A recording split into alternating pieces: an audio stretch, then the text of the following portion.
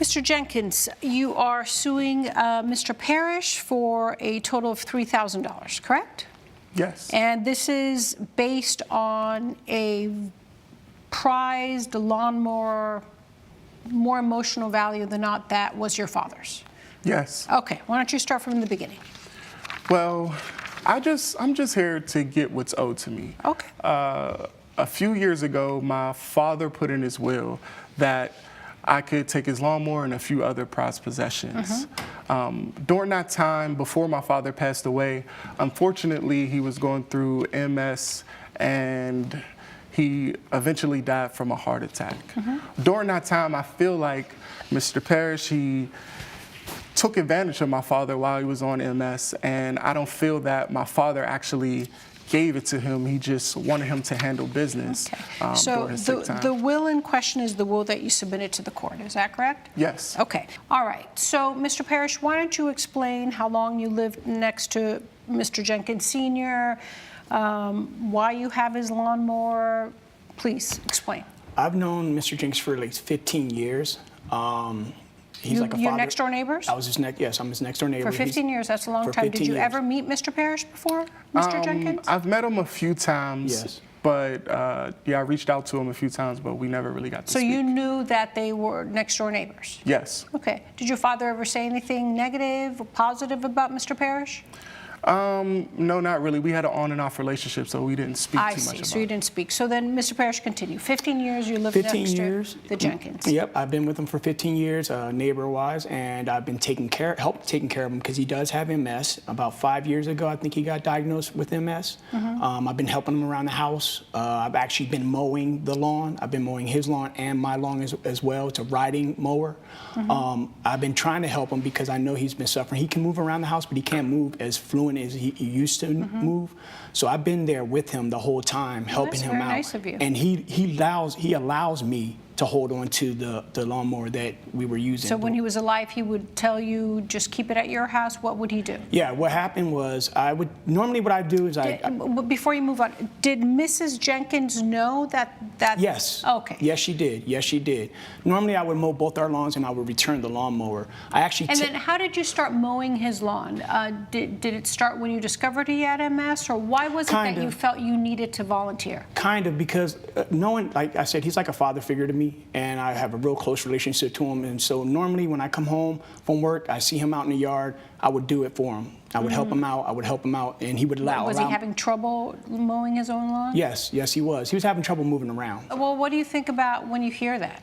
I mean, obviously his perspective is going to be different than mine. What do you think about when you hear that the next door neighbor loved your father like a father figure and actually mowed his lawn and helped him with chores around the house? That's funny to you? His perspective is going to be different. But no, is that funny that he did that? It's not funny to me. Because who mowed the lawn? Do you know who mowed the lawn? I guess Mr. Okay. Parrish. Who picked out the weeds? It's me. Mr. Parrish. Who did the things around the house that your dad couldn't do? Mr. Parrish. So then, Mr. Parrish, you mowed the lawns. I understand you have large properties. Yes. And you said before that at one point, Mr. Jenkins' father said, keep the lawnmower in your house? Yes. Why did he say that? He said it specifically because he said, you're using the lawnmower more than me and you're helping me out. He said, I'm not using the lawnmower. I can't use it no more like I used to. You're cutting both of our lawns, so it's better that it stays at your house. I texted him and asked him, do you want me to bring the lawnmower back over? He said, no, keep it at your house. You can have it. Okay, so those were his words, keep it at your house. Yes. Not, I'm giving it to you. Exactly. No, he said, no, he specifically said, you can keep it. I have the text. Okay, I'll see that. I'll see that. Okay. Keep it at your house. So then what happened next? So it broke down. I texted him, I let him know that it broke down. He said, well, let's see if we can trade it in because I don't want to just sitting around the house and see if we can get He an said upgrade. that? Yes, Mr. Your Jenkins father? said yes. Okay. He said, let's see if we can trade it in. So I went to Luke's, seeing what they had to offer. They offered me $950 for it. I actually found out that the only reason it wasn't working because the belt broke. So he increased it to $1,500. Gave us the $1,500. I added $2,500 of my own money, and we upgraded the lawnmower. Give me the evidence of the text messages with Mr. Jenkins Sr. All right. So did you read the text messages? Yes, I've read. Okay. And what did you think? I think there's a difference between letting somebody do something for you because you're able to and giving it to you. So I think he just took advantage of my father so he could able to do his grass himself. So I just think he took advantage of him while he was going through a tough time, and personally, I just don't appreciate it. You think he took advantage of your father when he mowed your father's lawn and basically was his personal handyman? Yes, I think it was more so a personal. I think your dad, I mean, God rest his soul, But he was sick. was using him to do things around the house, and probably was very grateful that he did that for him. Extremely grateful. He was sick at the time, so. Judge, Yes. I wanted to say one thing. Corey hasn't been around for like 3 years. I mean, I haven't seen him. I've seen him here and there, but it's been at least 3 years. So he comes, and all of a sudden he's just, trying to get whatever he can get as far as what his father left him. House-wise, I think he's not working. So he's trying to get whatever he can get and use me as an scapegoat. I'm going to ask, just because I think, just out of curiosity, why would you need an old lawnmower anyway? So I can continue to cut the grass for my mother. My mother is still alive. He left a Mustang, he left some Colts tickets, and he left a few other things. And I wanted to make sure that I mend the relationship that I didn't have with my father, with my mother, and continue to cut the grass. Why don't you ask Mr. Parrish to borrow the lawnmower? I'm sure he'd be happy to let you borrow it. I wouldn't ask to borrow something that's mine. The new lawnmower is not yours. On paper, it says it. Not the new lawnmower. In the will, it says the lawnmower. The will says the old lawnmower was yours. That old lawnmower does not exist because he traded it in. So that sounds like a problem that he had. You shouldn't have traded it in. I had permission. Well, your father gave him permission to trade it in. Did he? Yes, he did. Yes, he did. You said you saw the text messages. I did. I seen the text messages. So the text messages to me are clear that your father told him, keep the lawnmower. Yes. And he says, I want you to have the lawnmower.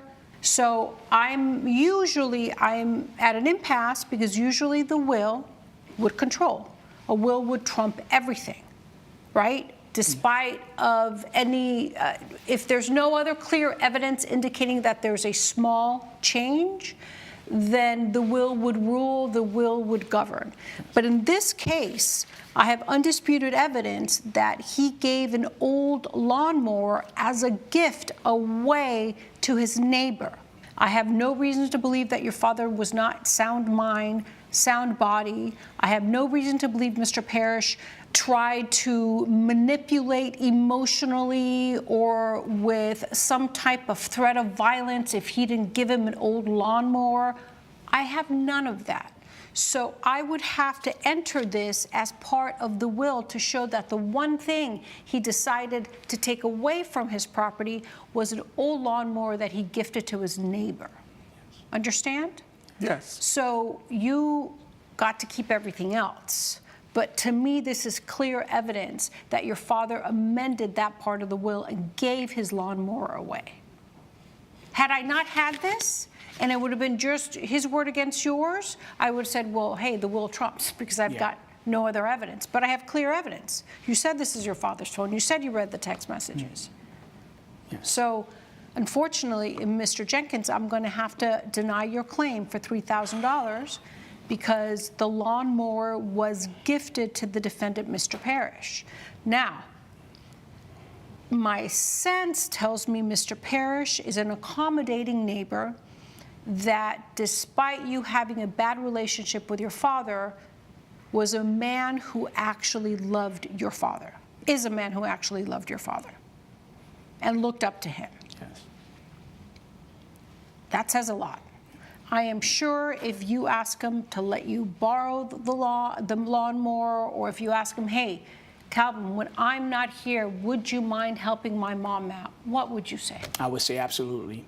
I was doing it before, and I'll continue to do it. He did it for how many years did you do it for? Over 5 years. Why don't you sit down with him man-to-man and sit down with him and ask him, can you do that? Or can you let me borrow it when I'm there? These are the days where I'm going to be there. Maybe if you sit down with him, you can work something out with him. okay, and continue the tradition that your father started with his neighbor. I have evidence that clearly states that the lawnmower was gifted to the neighbor by your father, okay? So based on the evidence, I will deny your claim for $3,000. Good luck. Thank you.